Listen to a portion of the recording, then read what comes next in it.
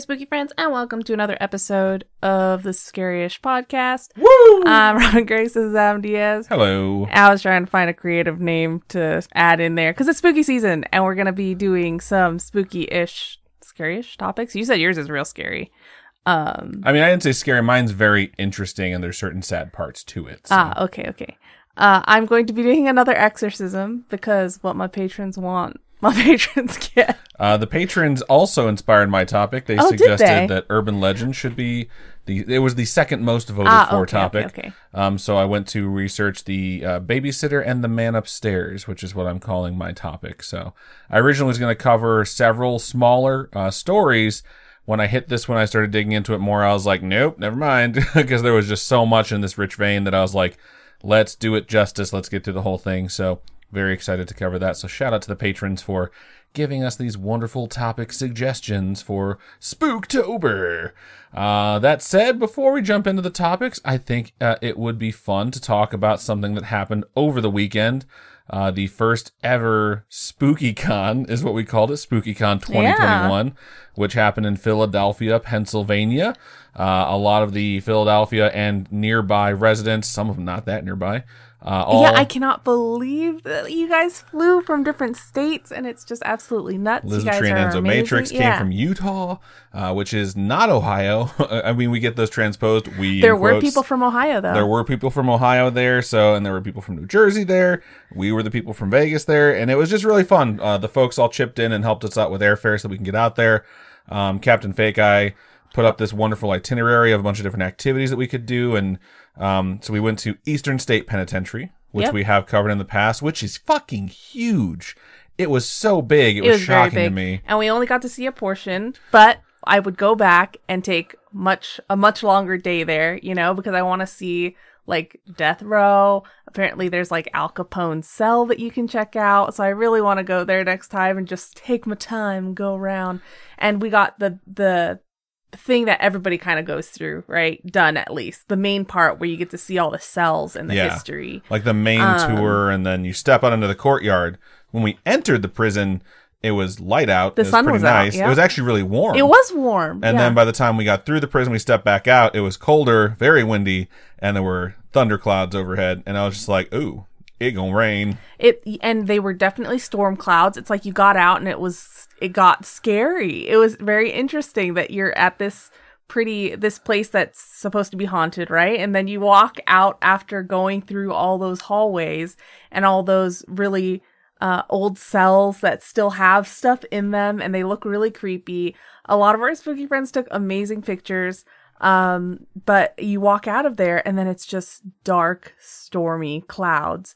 And the air was fine. It wasn't super windy or anything. And then all of a sudden, gusts just started picking up really quickly. And it was really cool. It was eerie. Scary. It was ominous. Some of us made it to our cars just in the nick of time, and some of us got drenched on the way to the cars. So that was very fun. We did a Philly cheesesteak sandwich off. Oh, we did the Mutter Museum too. I was going to get to that. Yeah, I was going to backpedal through it, but I went forward in time before I jumped back in time, because that's how my 3 a.m. brain is working tonight.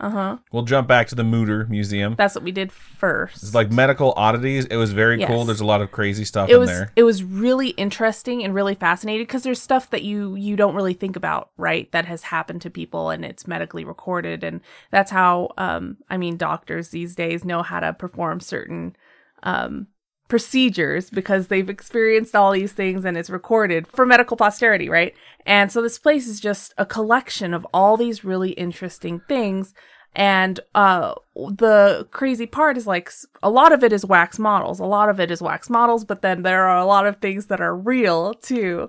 But it's a pretty educational / creepy place. I was fine the entire time until the end, when there was a wall of models of eyeballs, right? It was just people's eyes. Different things. It's like, imagine if someone were to take a picture of like your eye socket, so like your eyebrow to your nose. Around it. So you get to see like the skin and then your eye to show things that can happen to one's eye.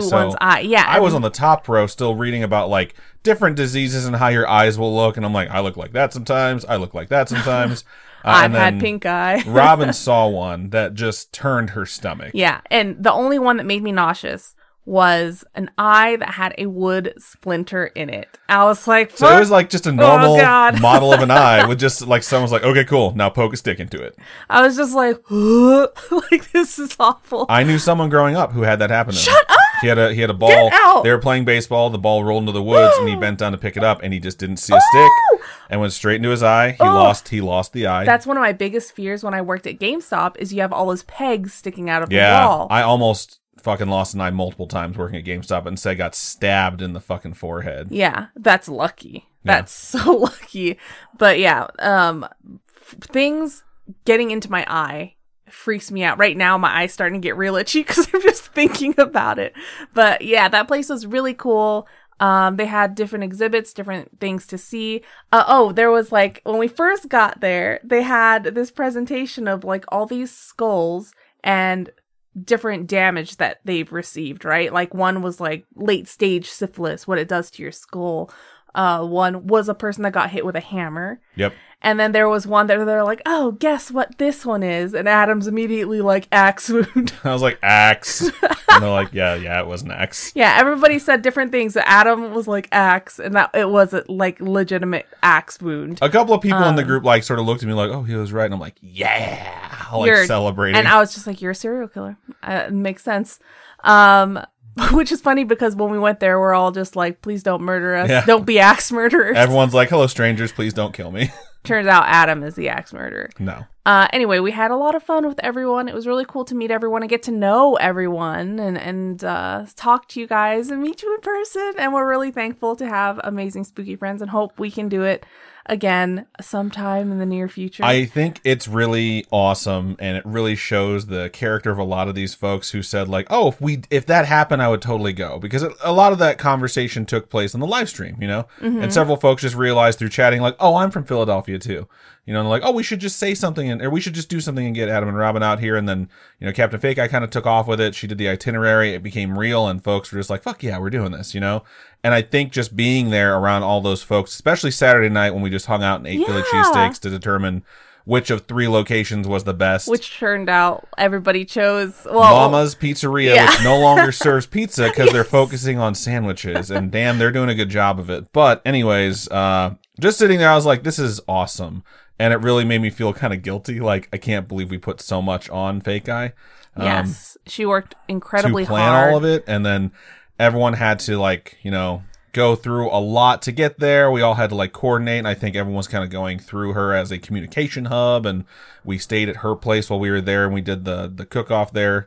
Or not the cook-off, but the contest there. So I was just thinking like, we should do a proper thing, like a proper meetup in 2022, because we talked about doing it again, you know. So it's definitely something that's in the forefront of my mind right now. I have someone that I've been talking with regarding like maybe working through an event that we were hoping to do in the future. Doing like an actual convention. Like I wouldn't call it a convention, but I'm definitely going to focus on a meetup, like a structured meetup over the course of a day or two, similar to what we did.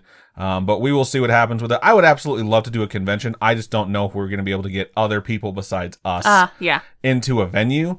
If we could, that would be great. But in the future, especially in 2022, we definitely want to be doing something with all of you folks and give you plenty of advance notice so you can plan, you know, flights, book hotels, whatever the case may be, wherever it might be, and have events that you know that we're going to be doing. So I'm excited for it, and it really just inspired me to make sure that that's something that we handle in the future. So one more shout out to everyone who came. It was awesome. If you couldn't make it, we hope to see you at the next one. So it was pretty awesome. Yeah, it was really great. I appreciate everybody. So hopefully you folks appreciate the content we're going to do now. Okay, so our patrons wanted possessions for spooky season, and possessions are what you guys are getting, at least for my first couple episodes, because I don't think I can find another one after this one. I was going to say, I hope you mean they're not going to be possessed. You're going to be reading a top, like, possessions are what you guys are getting.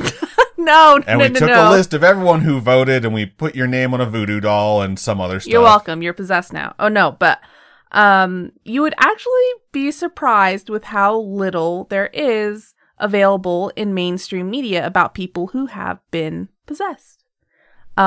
Just kidding. It's not surprising at all because it's really not something that, one, the Vatican would want to put out there. And two, people that have been possessed are probably just like, I don't want people to know that I've been possessed. I wouldn't want anyone to know it happened. And I'm sure the people that have had that happen to them would just go on and murder other people. JK, LOL. Most of the stuff that you'll find are the ones that make the news and have lots of witnesses and things like that. So there really isn't a lot out there for me to cover when it comes to possessions for this month. I wish I could tell you guys I'll do possessions every episode, but I can't. And honestly, at 201 episodes, we've sort of reverse engineered a lot of the movies that were about possession to cover the true stories of them. And most of the people who become famous because of possession, eventually a movie winds up occurring about it. Right. Like The Devil Made Me Do It that just came out recently. Covered that one. All the Conjurings, basically, we've covered. We covered things that weren't The Conjuring. We covered other stuff like the movie Veronica. Someone actually reached out and they're like, oh, I would love to hear about the movie Veronica and the true story behind it. And I just looked it up. I was like, oh, we did cover that one too. So yeah, we did. Yeah, it's and of course, The Exorcist, the episode that fucked me up the most of all the episodes I've done on the show. So this episode, I'm going to be covering the exorcism of a Clara, Germana, Cele. C-E-L-E. Clara was a 16-year-old living in South Africa in 1906. She had been an orphan and was actually baptized as a baby. I don't know if that's normal for orphans, that they are just like, nah, we'll just baptize you. I imagine if you were an orphan and you get taken in by a Catholic orphanage. Oh, that makes sense. Okay. That they would just baptize you. All right. She was a student at St. Michael's Mission in Natal, South Africa. She had actually been adopted by the mission at around age 4. Maybe not exactly adopted, but they took her in, sent her to school, raised her pretty much. She was a well-behaved and overall good child, supposedly, from the internet that tells me, right? She could have done some bad things. Everyone does bad things when they're a kid. Nothing. She wasn't like a Charles Manson. She didn't No. We got a serial killer on her hands. She was normal. She was a good kid.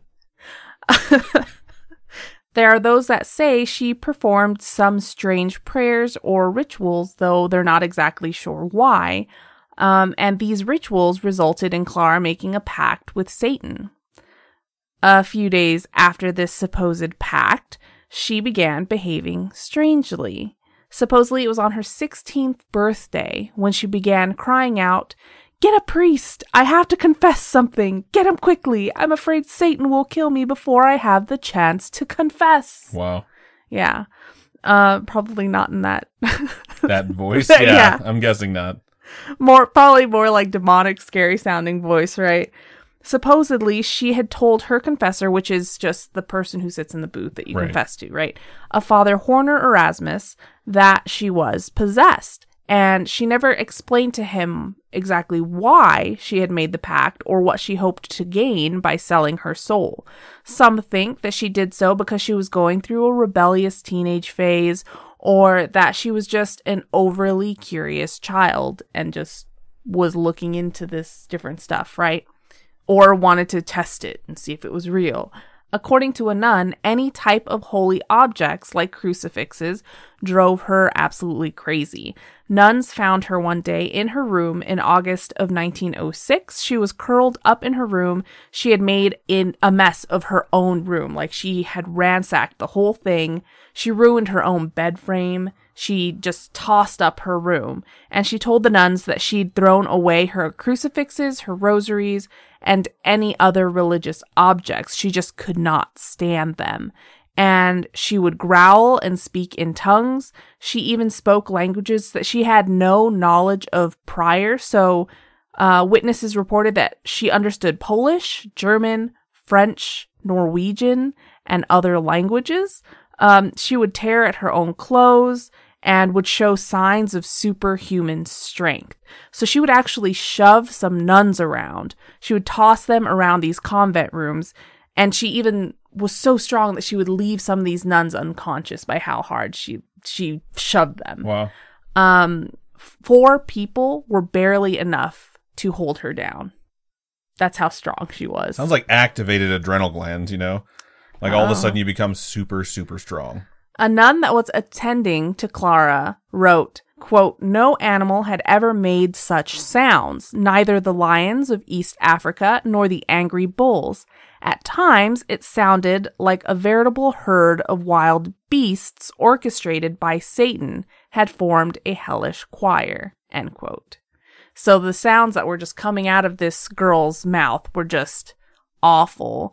I'm sure she was screaming her lungs out. Which is a common theme for people who are possessed.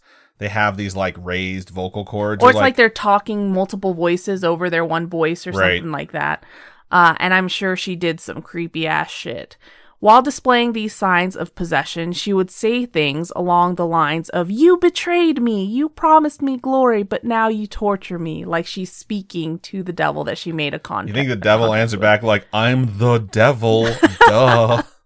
I'm sure he's sitting there. He has too much to do. He's not going to reply to this one person like, fuck you. He's just like, whatever. Another day, another dollar. Wow. No. Another day, another soul. Another day, another soul, yeah.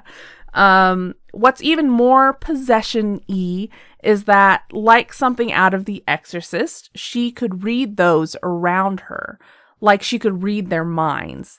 And she knew their thoughts and their life stories. She somehow knew their deepest, darkest secrets. And it went so far as to know how someone had wronged a person, someone that she'd never had any contact with or even met before. She would know, like, oh, so-and-so did this to you, huh? Or something like that, you know what I mean? It's not really wrote whether she used that information to torture people or tempt them with it like the girl does in The Exorcist, how she just drives people nuts. Right. But it was enough for people to believe in the possession. Some nuns wrote in their personal diaries that they were afraid and they truly felt like Clara had been possessed, that she could read their minds. They were just terrified that she could read everything that they were thinking. Clara would speak of impure thoughts by those of the church, so anybody of cloth, right?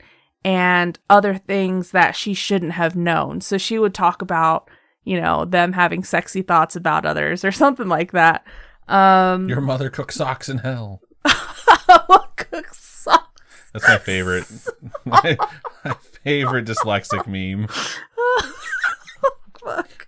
If you guys have watched The Exorcist, you know what it's supposed to You know what that's a reference to. It's something that the girl says to taunt someone. Yep, but it's just flipped a little bit. Your mother you got cooks socks in hell. Okay. Shit. It's 3 a.m. Everything's really fucking funny. I don't know why. Okay. There were some signs that pointed towards demonic possession. Once, she slithered across the floor like a snake and bit the arm of one of the nuns that were knelt and praying for her.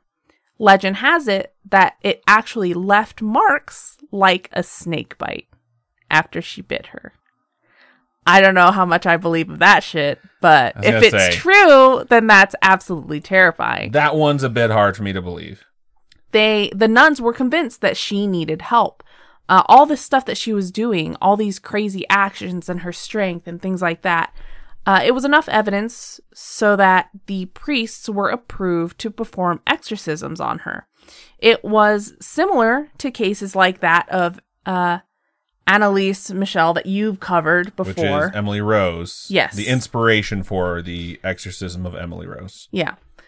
Which is one of the most well-known possession cases out there, right? When 2 Roman Catholic priests, Reverend Mansuti, director of the St. Michael's Mission, and Reverend Erasmus, who we've heard of before, her confessor, right, that she went to, they later performed exorcisms on Clara, and her skin would actually burn when it came into contact with holy water. It would also bring her out of her state of satanic possession. So they would test her. They would test her to make sure it was true, right? Because if you just poured water on her, maybe she's just like, blah, blah, blah, blah, making it up, trying to get attention. But they would switch between regular and holy water, seeing if she'd react the same to both. That's smart. I like that. Turns out she's actually possessed. So they were using a control group. It's good science. It was good. Yeah. So it turns out it really worked. It's even said that around 150 people witnessed her levitate. There were a lot of people that witnessed these exorcisms. Do you think she levitated? Everyone's like, get him in here. $5 a head. No. So A bunch of people witnessed her levitate. I'm sure it was like people came in, left, because she kept doing this, right? But they would witness her levitate, and sometimes it would be her laying horizontally, and sometimes it would be her hanging vertically, like she would be standing and levitating. Like a bat? Probably not upside down, maybe upside down, who knows? She could have done whatever she wanted. Freedom, right? She's a grown-ass possessed woman. She can do whatever she wants. But yes, it wasn't any small height either. She would levitate up to 5 feet in the air. So it's a pretty high levitation. And I'm sure it wasn't some magic trick, right? Because this is 1906. I don't know. Magic didn't exist then. But like now, right? You can pull off a bunch of magic tricks, make people see, levitation and stuff with all the stage acts that people have now. But I don't know if they could have pulled off a magic trick like this, having her levitate way back in the day. I mean, yeah, technology's a bit different now than it was then, for sure. During the exorcisms, she actually knocked the Bible out of one of the priest's hands and tried to strangle them with their stole, which is that cloth that hangs over their shoulders, you know. It was probably Erasmus, as she is also said to have taunted him by revealing his having impure thoughts, enough to the point that he even slapped her. So she was just like, wow, let me tell everyone your secrets, and then let me try to strangle you with your shit. And then he slapped her, huh? Yeah. I mean... Was it like part of the ritual? I'm just like, okay, did he lose his composure? Imagine if someone told you your mom cooks socks in hell, okay? I'd probably put holy water and a cross on my hand and be like, the power of Christ compels you, and slap the shit out of him. During the ritual, the levitations were almost continuous. So that's probably why a lot of people were able to see this levitation. According to a Lutheran pastoral handbook, if someone had the symptoms that Clara displayed, it is an indication that they are truly possessed. Oh, no shit. Floating. Check. So, because of her state of possession, it was ruled out that her actions, it was ruled out that she had a mental illness, that all these things were because she was a little bit cray-cray. They were just like, she's legitimately possessed. If I could float by being a little bit crazy, I mean, I'd sign me the fuck up, man. They began the possessions on September 11th, 1906, and her exorcism lasted 2 days. During these 2 days, she was doing all this crazy stuff, right? Her body began to change physically. You could kind of tell. It was like she was starting to accrue damage from the possession type thing. And you've seen a lot of pictures. We've posted pictures of the Annalise case and stuff like that. Annalise's case took much longer, though, I will say. Right. When it's that short of an exorcism, if they're accruing damage that quickly, I mean, it might be because of all the slapping, but it's probably because the body is suffering something that's, I don't want to use the word supernatural, but realistically, when you see a lot of those pictures of folks that look like they're deteriorating, it's because they've gone so long without food or drink. Yeah, she deteriorated really quickly. Her mental state deteriorated. Her neck would stretch and extend to extreme limits. She would start getting like these painful bumps on her body, or what looked like painful bumps. On that final day, there was a noxious smell, so a horrible smell that filled the room, supposedly coming from Clara, which had been a sign that she'd been freed by the devil, it's and like that she was healed. And they could smell it leaving? Yes. Okay. Yeah. She was levitated one final time and then dropped, and she was thought to be healed, that she was fine, the evil had left. Some say they did observe this possession behavior a few months later, like she had become possessed again, and they performed more exorcisms to, get it out finally. But I'm not sure if that actually happened or not. Clara did live a relatively normal life, though ashamed for her actions in the past, but she lived a fairly normal life for 6 years. That's not a long time, Robin. She died in 1912 Wow. of heart failure at the age of 22. maybe having created the pact with the devil had shortened her lifespan. Because, I mean, you guys watch Supernatural, right? God. You get 10 years. You get 10 years when you make a deal with the Crossroads demon. So maybe that's what happened. She made a deal. Well, did she make a deal with the Crossroads demon, or did she make a deal with the devil? Now, you're mixing your words it's the same thing, okay? Is there different contracts depending on which level, which tier of You know demon what? you make your contract In with? 1906, I highly doubt they were like, Crossroads demon, got it. King of Hell, got it. You know, they were just like Satan and all those demons I talked about last episode. So maybe. I mean, I'm sure there was still Crossroads. I figured that's why Crossroads demon exists. man, in 1906, I'm sure there was like one road through a town, okay? There had to be two, and they had to cross at some spot. So, I mean, it's supposed to look like a cross. Like, that's the whole point, I think, of like, Crossroads demons. Yes, but I'm saying this is 1906. You really think there are that many crossroads? Well, then how the fuck are all these people getting possessed if there's no crossroads anywhere? There probably were a bunch of crossroads, actually. Apparently everyone fucking spoke Latin back then. So this isn't 1706. This is 1906. We have technology. We already had the Industrial Revolution. Technology-ish. There's no fucking cell phones. I would go back there and be a wizard to those people. That's all I'm saying. Man, imagine like introducing BTS to people in 1906. No, that's not. Holy shit. If you have the time travel dream and the first thing you think of is introducing BTS, you should never be chosen to go back in time, ever. Fuck you. Okay. Anyway, her story probably wasn't the one that truly inspired the Exorcist movies that we watched, because you did cover that episode, right? Correct. But it is very similar. To me, it's really similar. In the fact that she could read people's minds. It was this girl with two priests that performed the exorcism. She floated. Her neck did crazy shit. So that is the exorcism of Clara, Germana, Cele. Well, that is pretty intense, as exorcisms tend to be. And I will say it is really hard to find specific details on exorcisms aside from, you know, a lot of the stuff that just sounds like it's word of mouth. Yeah. So when you do find like official documentation or official records, it's always just like, oh shit, like this is a real thing. And these people were real people. So it's very sad that she passed away at 22.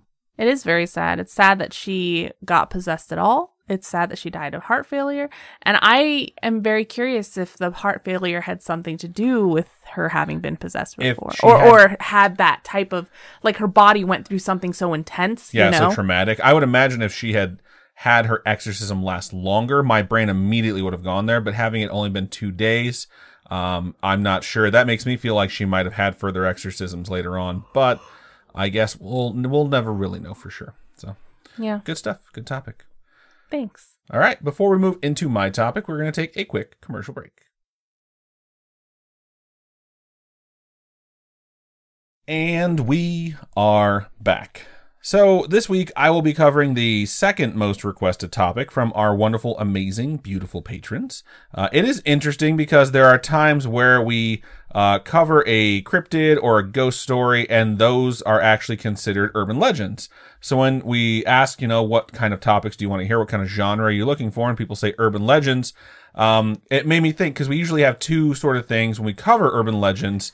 One of them is like a cryptid or a ghost, and then the other one is just like a story that people have told. You know? To me, an urban legend is something that is like the Candyman, where it's a story that gets told a bunch over and over, and it kind of creates its own narrative. Entity. Yeah, its own narrative, and it changes, right, depending on who tells it, yes, and where it's told, and stuff like that. Because I think I've covered like Body in the Bed before, right? And I'm excited to hear what your urban legends that you found are, because there are so many out there. Well, I'm only actually doing one. And it's really fun because cool. I thought I was looking at a smaller scale legend, and it wasn't going to fill up a full topic. So it's always nice when you do stuff like that, because you can grab 1 or 2 or 3 sometimes and just label it Urban Legends, which this one would have been Urban Legends 3. And I started off my script as that, and then as I was writing it, I found like where it came from. And I was like, okay, it's not Urban Legends 3. It's actually going to be called The Babysitter and the Man Upstairs. Which is all one topic. Which is just all one topic. It sounds like a terrible movie on the Sci-Fi Channel with like unfinished visual effects or something that like one of the Scream Queens would be in. And I'm pretty excited to cover it though. And I thought about covering some of these bizarre urban legends that can be disproved by science and just like basic testing if you're brave enough to do it. Things like the Pop Rocks and Soda.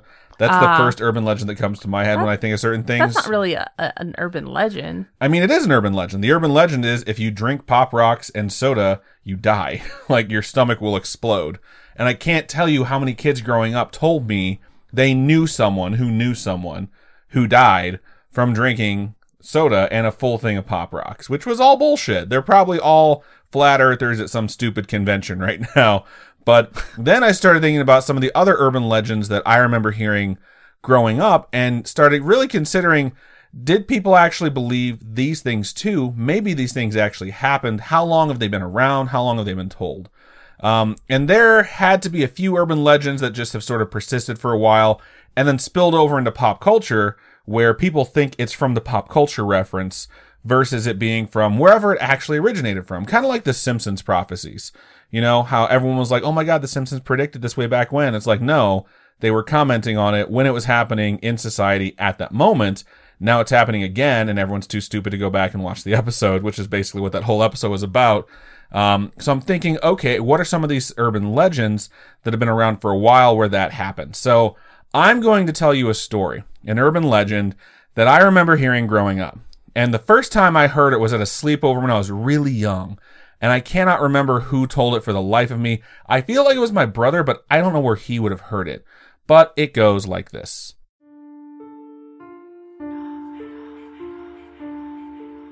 There once was a girl that was babysitting 3 young children. This family was a friend of her parents, and she often babysat for them. And it was late. The kids had already been put to bed. The girl was in the living room watching TV. The home she was in was quite large, as the family was fairly well off. It was a 2-story home, and although the house was quiet at night and dark, she always felt safe. And then, this night, the phone rang. She answered the phone, and she said, "Hello?" And in response, all she heard was silence. She said hello again, and then moved to hang up the phone when she heard a voice reply. So she put the receiver back to her ear and heard one sentence. And it was a man's voice, and this was said in an almost laughing manner. "You'd better go check on the children." So she hung up the phone, really creeped out at this bizarre prank phone call.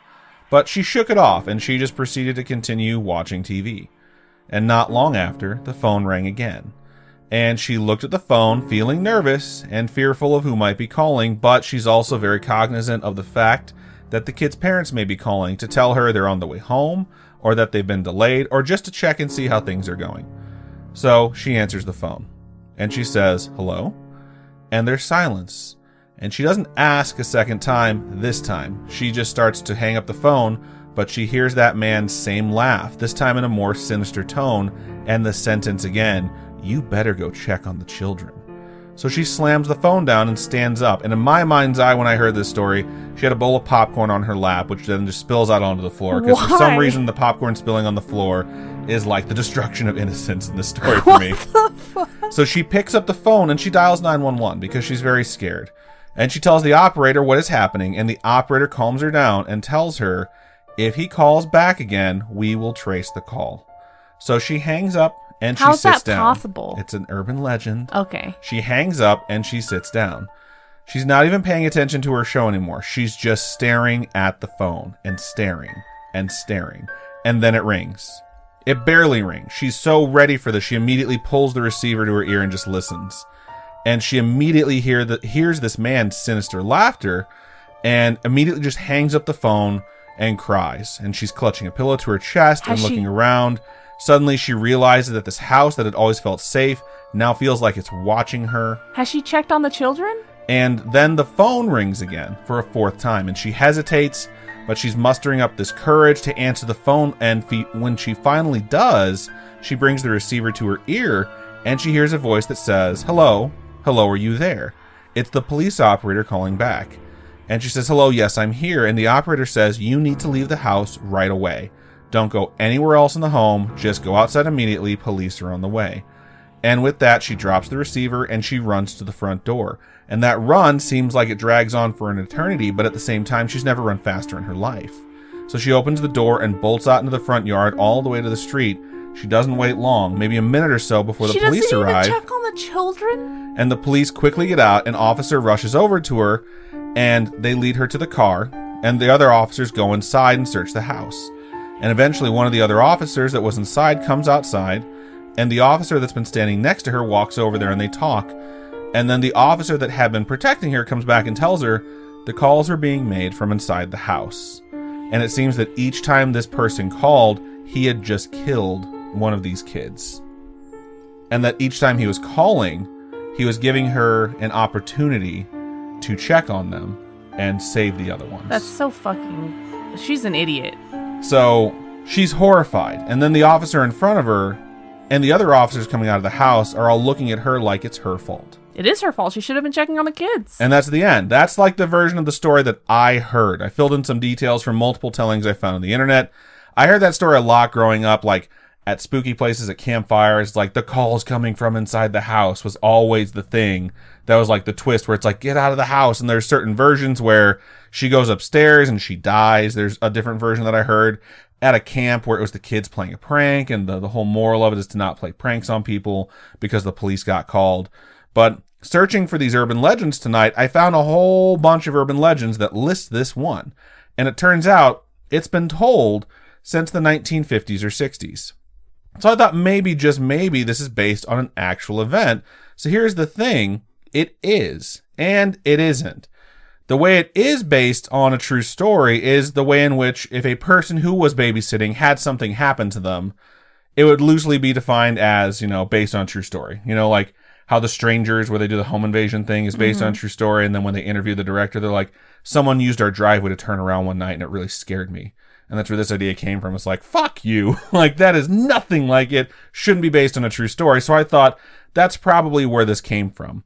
So this is actually based on the story, allegedly based on the story of Janet Christman. And her name, I pronounce it Janet Christman. I looked online. It could be Jeanette. Could be Jeanette. Could be Christman. Some people say Christman. I've known someone that's last name is spelled this exact same way, so I say Christman. Also for me, Janet, if it has two T's, it's still Janet. There's no E at the end of it, so I don't think it's Jeanette. All right. So I'm going with Janet. So Janet Christman. Janet was born on March 21st, 1936. She's a very real human being. She was the oldest daughter of Charles and Lula Christman. She had two younger sisters. All in all, she was said to be an upstanding, energetic, and kind young lady. And her story takes place on March 18th, 1950. So she's 3 days away from her 14th birthday. It was a Saturday, March 18th was. Janet lived in the town of Columbia, Missouri, and this particular Saturday was a big day for the 8th grade class of Jefferson Junior High School, which is where she went. There was a dance that night. And her friends had asked her if she wanted to go with them in a group, and Janet had told them that she couldn't. She had promised to babysit for family friends that evening, and she was true to her word. She wasn't going to cancel. She often babysat for two families in this area that were well acquainted with one another, the Romachs and the Muellers. So at the end of the school day, Janet and her friends wished each other well, and that evening she would go to Anne and Ed Romach's home to babysit their 3-year-old son, Gregory. Janet was said to be an avid churchgoer, and part of the reason she preferred babysitting on this night to dancing was that she was saving up money to purchase herself a new outfit for Easter, which was just over 3 weeks away.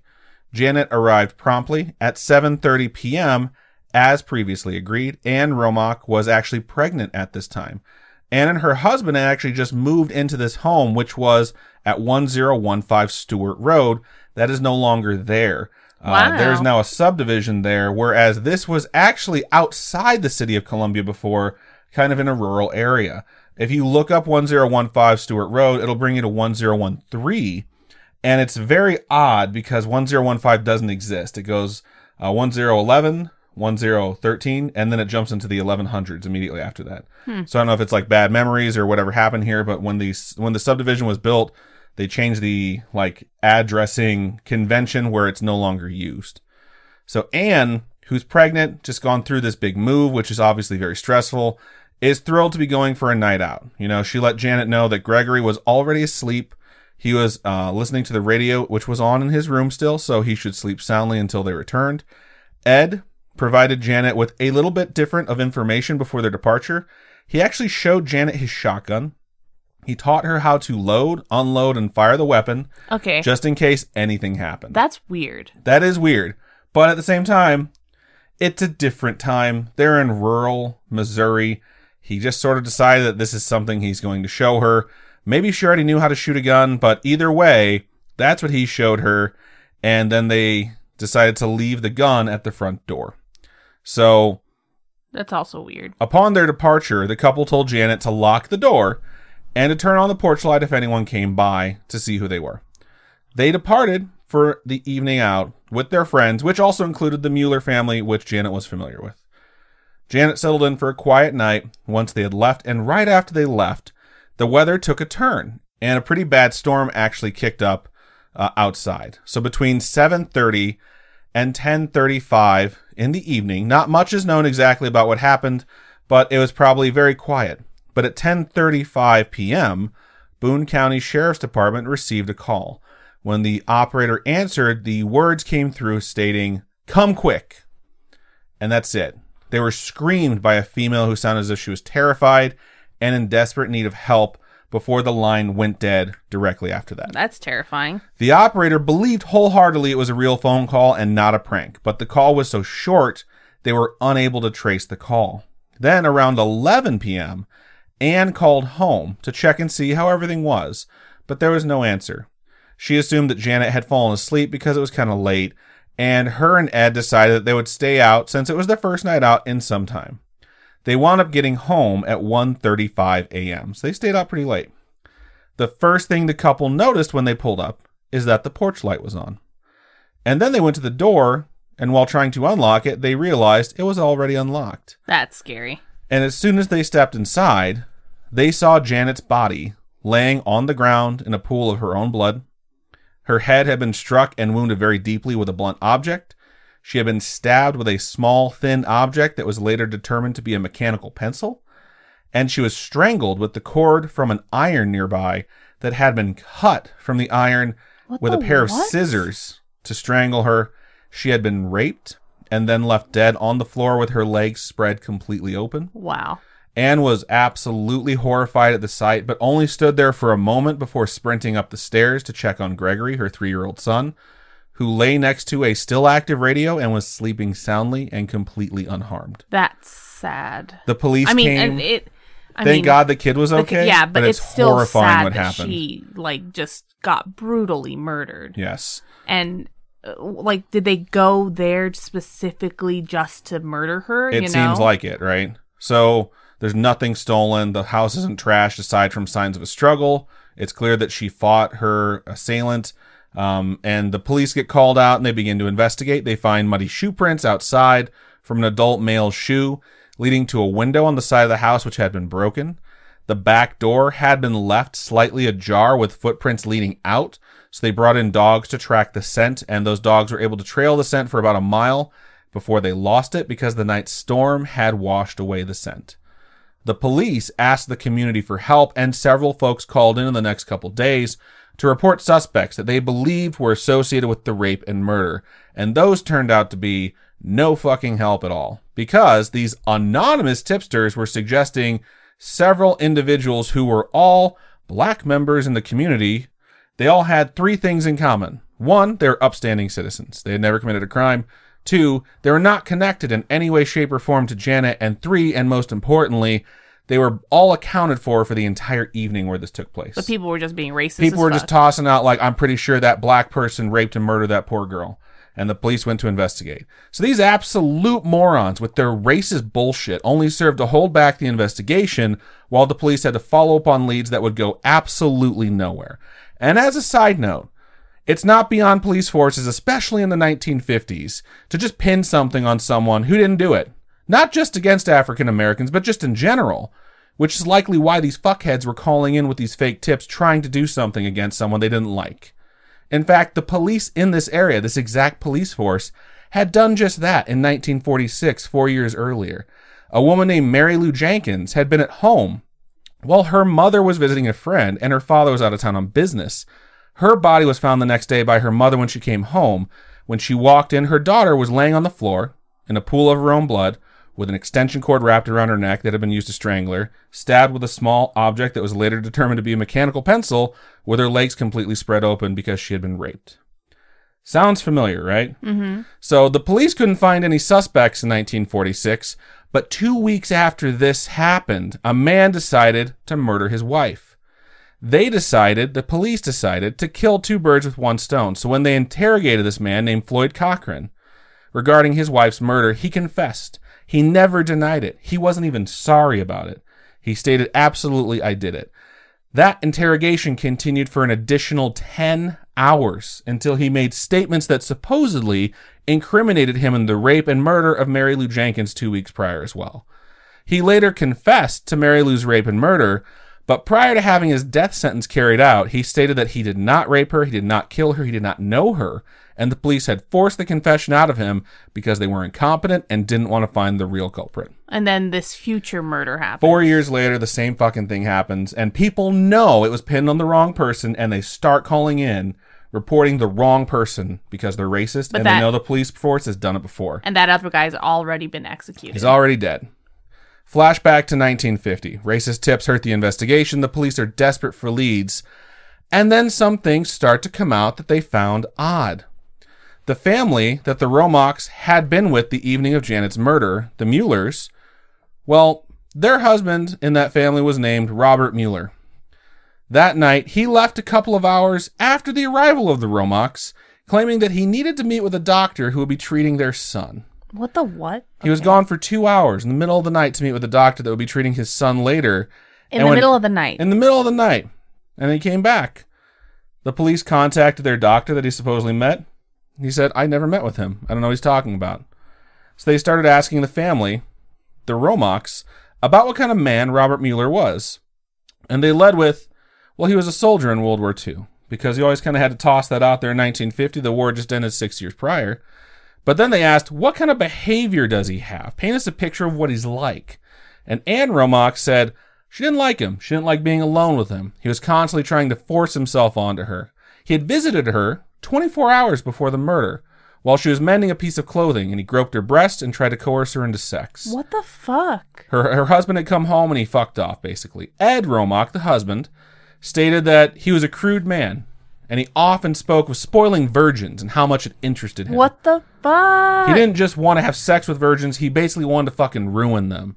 He also often spoke of wanting to do those specific things to Janet Christman. So on account of how well developed she was for a 13-year-old. So they should have already been like, no, don't ever speak to us ever again. Yep, but they were going to party with them that night. When the police asked the couple if he had said or done anything strange, Ed admitted that he called him the next morning and asked him if he needed help cleaning up the blood in his house. The problem with that is that nothing had been published about the murders yet. Robert wouldn't have known about the murders or any of the details with what had happened yet. And he still called and offered assistance in cleaning up blood he shouldn't know was there for a body he shouldn't know was there. He also talked to Ed later on, and when Ed told him the police think that the man came in through the window, he said, that's not the way you should do it. If it were me, I would have gone to the front door and said, Ed sent me to get poker chips for the party and came in through the front door, and then I would have raped her. What the shit? So when the police hear all this shit... You're like telling them what you... Some OJ shit right there. God. So when the police hear about this, they're like, okay, well, that's pretty fucked up. Let's go talk to him. So they drive to his house. They state, we need to speak with you. Without saying anything else to him, they detain him. They drive him out of Columbia, Missouri, to the middle of nowhere, and they interrogate him all night. In the morning, he gets transferred to Jefferson City, which is the capital, where he gets a polygraph test administered, which he winds up passing. So him passing the lie detector test is a huge blow. They're no longer admissible in court as evidence because they're so inconsistent. This monster passes the lie detector test. But that wasn't until like 1980s, 1970s. So this is something that's reliable now in the eyes of the law. The major blow to the case against this man was the fact that the police didn't follow any sort of actual procedure to determine if he was the guilty party. So when a judge comes around, reviews the evidence, even though it's circumstantial, he orders a grand jury to investigate him in relation to the rape and murder. But in the end, no charges can be brought against him because of the continued violations of the local police department and how they handled the investigation. In the end, the case is unsolved. It's unsolved to this day. Oof. Mueller not only never had charges brought against him, he actually wound up suing the police force for violating his rights because of how bad they handled the case. He lost, thank God. But then after he lost, he moved to Arizona. With his wife and kid? With his whole family. This murder's details were so tragic and so gruesome. It's said to have inspired multiple movies, including When a Stranger Calls. And that's the one that has the chick that used to date Joe Jonas, yes. right? Okay. Halloween, the Michael Myers movie, and Black Christmas. So when I hear this, I think it's a babysitter thing. There was a murder. You can say it's inspiring some of these movies. Black Christmas is one that really fucked my mom up because it came out and it had a lot of details from the urban legend and this story. And then Ted Bundy was hanging out in sorority attics at the time, calling people and fucking with people the same way that it's done in Black Christmas. So that really scared the shit out of my mom. As a side note, this exact area, this same city, wound up having a spike in peeping Tom crimes over the next 5 years after this guy leaves. And eventually had a serial rapist who would peek in through windows with his face covered in a homemade white mask with holes cut out on the eyes. What the fuck? So that particular That's like detail overlapped. That's Michael Myers' mask in Halloween. Oh, okay. Michael Myers' mask in Halloween was actually a spray-painted white William Shatner mask. And that's what he wore, but the eyes were cut out like to make it larger, to just make it very, very unnerving. Mm-hmm. So I feel like that detail overlapped because it's the same spot, same time, different crimes, different culprits. But that sort of like coalesced into what the killer acts like and looks like in Halloween. Interesting. Those details aren't the last bit to this story, though. So after this incident in 1950, certain videos started to come out with cautionary tales. The urban legend I told you earlier, along with other urban legends about strangers coming to the door when you're babysitting, were released in a series of videos called things like The Babysitter and The ABCs of Babysitting and Tips for Teens. They were made by local police departments and they were distributed through countless local communities. A lot of them were produced nationally. So they had national companies like AT&T, the National PTA, and the National Safety Council paying to have these made locally and distributed locally so that this urban legend within these movies or within these PSAs or whatever you want to call them would spread. And the urban legend from earlier is a fabricated story that was in one of these movies to evoke the memories of Janet's murder. It had a purpose. That purpose was specifically, that story that you heard was specifically to teach young teen girls who were babysitters not to watch television while they babysat. Wow. That's why they wrote that story. The whole thing about not checking the kids, it's because she was watching TV. And like, that's the moral of that story. You shouldn't watch TV while you babysit. You should always be checking on the kids. The thing about her murder is it was somebody she knew. And that's why she was like comfortable with letting him in the house. Oh, I forgot a few details. One, the gun was never moved. It was in the exact spot it had been left. And two, Robert worked at a local shop, and one of his most notable features is that he always had a mechanical pencil in his shirt pocket. Oh my God. So it was 100% that dude, you know? But growing up, I was always told you're more likely to get murdered by someone you know. Yeah, and that's the case. That's just the case with so many crimes. Most of them happen from people you know. And when that murder happened, people looked at it like, here's some fear we can use to teach people about the dangers of watching television. And it basically gets summed up in this urban legend with, if you watch TV, all the children will be brutally murdered. And most importantly, at the end of the story, and it's all your fault. How could she... so with that urban story, or urban legend, it's like she never went and grabbed the kids before leaving the house. Because she kept checking the TV. Like, she hung up the phone, she went back to the TV. That's so dumb. She should... at least when a stranger calls... She constantly checks on the kids. She constantly goes up there to check on the kids. And then she freaks out because there's a point where she can't find the kids. And so she freaks out, looks for the kids. Spoilers. This is a really fucking old movie. If you haven't seen it, then you're missing out. When you say really old, how old? Probably early 2000s. Okay, it's old enough. Yeah. So, you know what I mean? It's just, I can't imagine someone who's babysitting getting that call, not running to check on the kids. Yeah. More variations of these PSAs have been put out. Eventually, they started being put out where it's not just the dangers of TV. Sometimes the babysitter lets their boyfriend come over, and the kids get killed during the sexy Rexy times. Yeah. And I think the end of those ones is like each time you climaxed, he killed another kid or something. What the fuck? Like, they took this horrific event that occurred on March 18th, 1950, and decided to take the fear of it and perpetuate it to continuously inspire more fear. And it was sort of spun out to be used as a training method to ensure young girls did what they were told to do under the threat of, if you don't, the kids will die. If you don't, you may disappear. Or if you don't, you will die. So like most urban legends, this one comes from a real place. And it's a very sad story. And that, my friends, is The Babysitter and the Man Upstairs. Very terrifying topic. Thank you. You're welcome. So I hope folks listening out there are not in this moment currently babysitting. But if you are, maybe check on the kids. That's all I'm saying. So, but yeah, I was reading through this, and I had like already started moving on to a different urban legend, which I tossed in our topic doc, which I'll cover later, which is about a church that's apparently a portal to hell, which was used in season 5 of Supernatural. But I started reading about this actual murder, and there was so many details to it. I was like, good God, this is horrific. And man, did the police just totally fuck this up. So I had to cover it in its full detail. And I hope you folks at least enjoyed the topic. Obviously, no one enjoys the fact that someone died. It's weird when you wind up crossing over to true crime, because it's like, it's weird to say, like, oh, I hope you enjoyed that. Like, of course you didn't enjoy that, but it is absolutely fascinating. And yeah, I found it absolutely fascinating. It's interesting because stuff like that happens every fucking day. It legitimately happens to people every day. Getting murdered by someone you trust.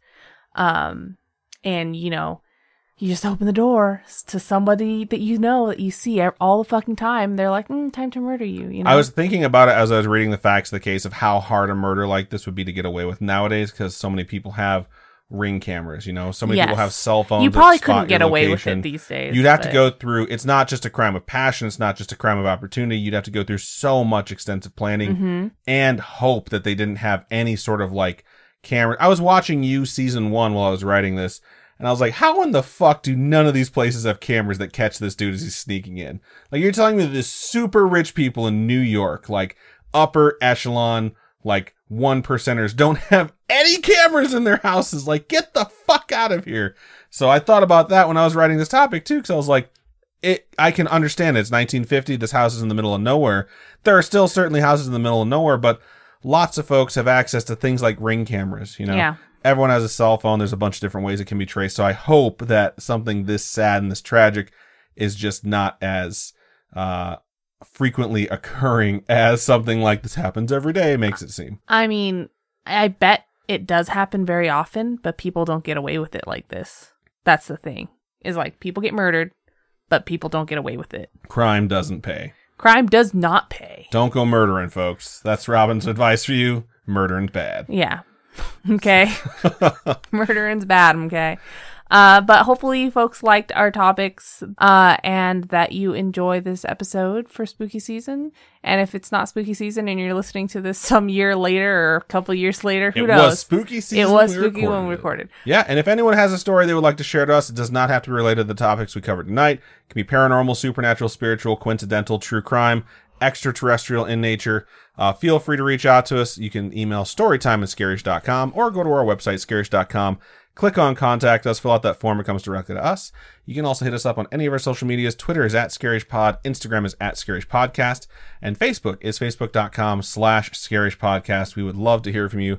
Robin, for folks who would like to donate to us, how can they do so? You can go to patreon.com/ScarishPodcast. Those are monthly donations. Tiers start at $1. At $1, you get ad-free episodes, which you really can't go wrong there. Ad-free right? And if you're not into the monthly subscription type thing, you can always go to coffee, ko-fi.com/ScarishPodcast. And yeah, we really couldn't do this without the support of all you amazing spooky friends.